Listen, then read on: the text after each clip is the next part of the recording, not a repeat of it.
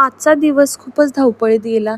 तर आजची सुरुवात झाली ब्लॅक टीने. त्यानंतर मी पटकन रियाज केला, कारण एक्झाम आहे त्यामुळे आता रोज सकाळी पण रियाज सुरू केला आहे. आणि रियाज करता करता कधी 1-2 तास जातात समजतच नाही. त्यानंतर पुन्हा घरातलं पण आवरायचं होतं, त्यामुळे मी पटकन ते पण आवरून घेतलं. आणि आज खूपच जरा लेट झालं होतं, म्हणून मी पटापट माझं पण आवरून घेतलं आणि पटकन टिफिन वगैरे पॅक केला. आणि आज मी पटकन आवरून ऑफिसला गेले. ऑफिसमध्ये आले आणि पुन्हा कामे वगैरे करायला घेतली.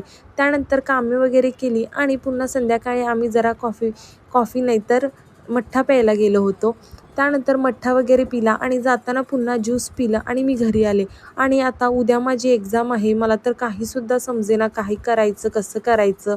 त्यात पुन्हा अजून रियाज पण करायचा होता. पण म्हटलं असं आता दोन्ही करावं तर लागणारच. त्यामुळे पटकन मी रियाज केला आणि पुन्हा जरा स्टडी केली. काही जास्त समजत तर नाही, आता काय करायचं. म्हटलं असू दे, थोडंफार बघून वगैरे घेतलं. आता उद्या जे होईल ते होईल.